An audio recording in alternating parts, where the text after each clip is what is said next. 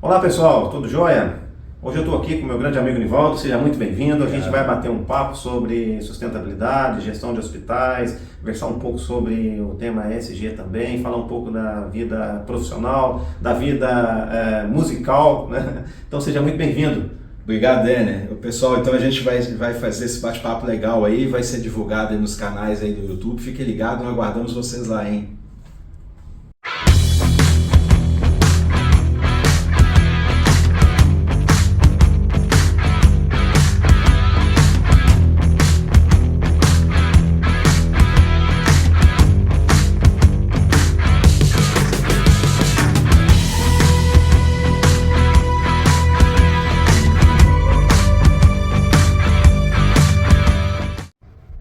Olá pessoal, tudo jóia? Sejam bem-vindos. Hoje a gente vai conversar um pouco sobre sustentabilidade, gestão e administração de hospitais. Eu estou aqui com o Nivaldo, um grande amigo, administrador de hospitais, e a gente vai tratar um pouco da relação dessa gestão e administração de hospitais com a sustentabilidade, enfim, traçar aí um bate-papo, que será um bate-papo bastante interessante aí para compartilhar com vocês. Então, seja muito bem-vindo, Nivaldo. Um prazer recebê-lo, viu? Muito obrigado. Obrigado, Denner. Obrigado. E para mim é um prazer muito grande estar participando aqui do programa. E eu acho que é um tema muito importante e que poucas pessoas sabem que isso acontece dentro dos hospitais, né? Às vezes o hospital tem alguns princípios, ele tem ele desenvolve isso sem saber que desenvolve, né? É interessante isso. E o hospital é uma empresa comum, igual qualquer outra. A gente tem a questão de legislação, tem a questão de estar promovendo, agregar valor à sua marca, tudo isso, a sustentabilidade tem um papel fundamental, né? A gente sabe disso. Você que lida com isso o tempo todo, então, sabe que não dá para você separar, né? O hospital não pode ficar fora disso. Por exemplo, como é que se deu essa sua carreira, né? Vamos falando um pouco da carreira sua, dessa sua entrada nesse segmento, enfim, queria que você falasse um pouco para a gente chegar nesse ponto da percepção da sustentabilidade e traçar esse raciocínio. Dena, é interessante que eu sou natural de Itabira, Minas Gerais, terra do Drummond, terra da Vale do Rio Doce. Então a gente que nasceu lá, o sonho de todo mundo era trabalhar na Vale do Rio Doce. Sim. Então meu pai trabalhou, meus irmãos todos trabalharam.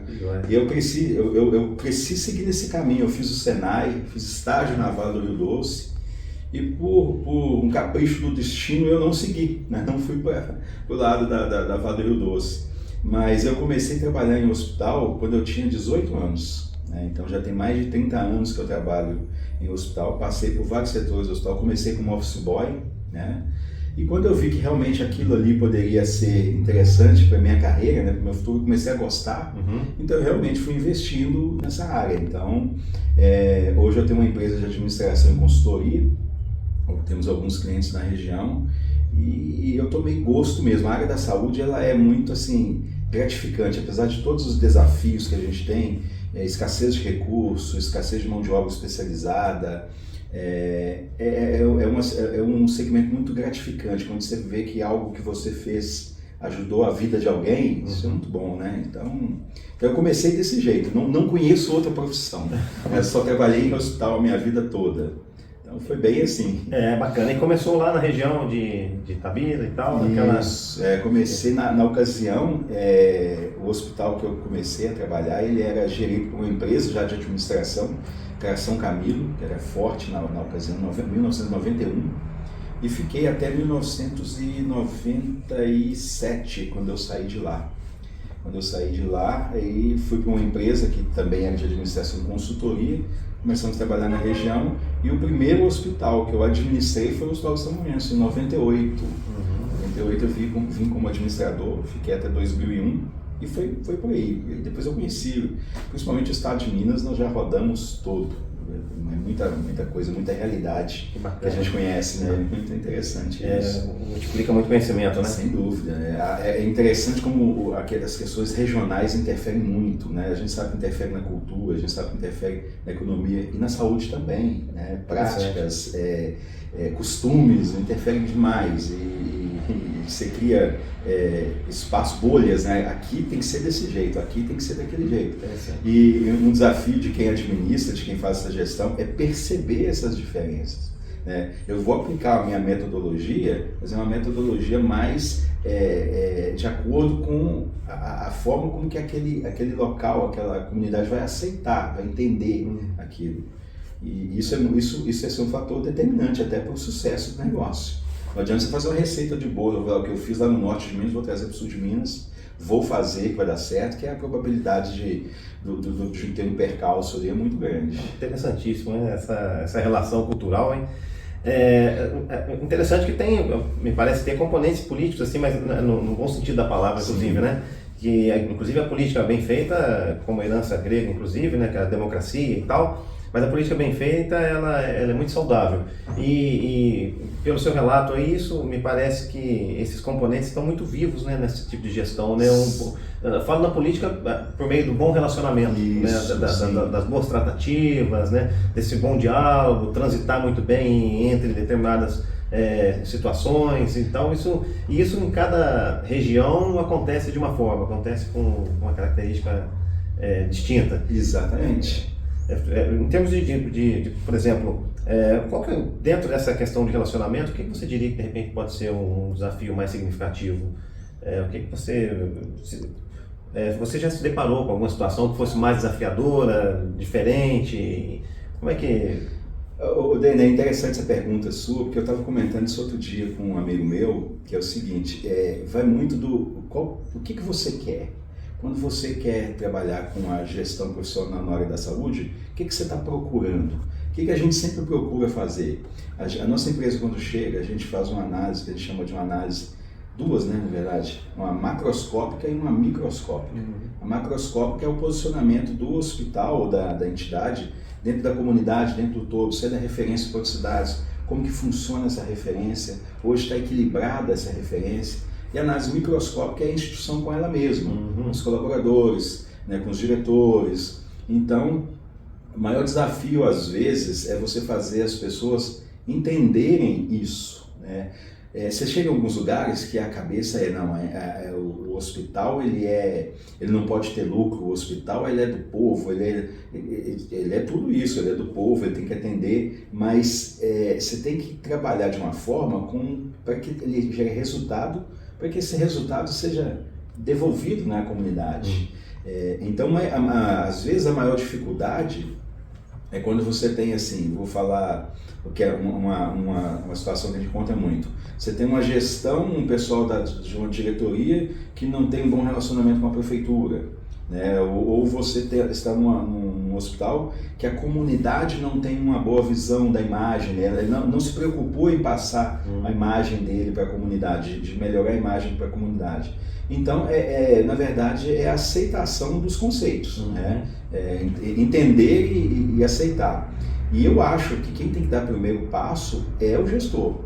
O gestor tem que fazer isso. Quando a gente chega, isso já é comum, a gente chega no hospital, todo mundo acha que você vai mandar todo mundo embora, e que você vai chegar e vai fazer, outros acham que você vai chegar com uma mala de dinheiro para resolver o problema deles, mas na verdade não é isso, né? A gente chega com uma ferramenta de gestão estratégica, né? Formatação de parcerias, principalmente com o meio público, né? Que os hospitais hoje, não tem como hoje você viver sem uma parceria com o público. E para a comunidade você vai trabalhando a imagem da entidade e trabalhar, e eu falo sempre que a gente busca os vazios assistenciais, o que aquela comunidade está precisando a nível de hospital. Então é aquilo que a gente tem que buscar, né?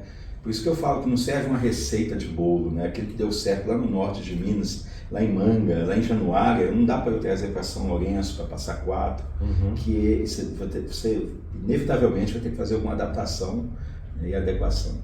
E essa sensibilidade, Nivaldo, também fica muito evidente, né? Porque essa sensibilidade da leitura do contexto, né? Exatamente. Para poder perceber os nuances e ver o que encaixa, o que não encaixa.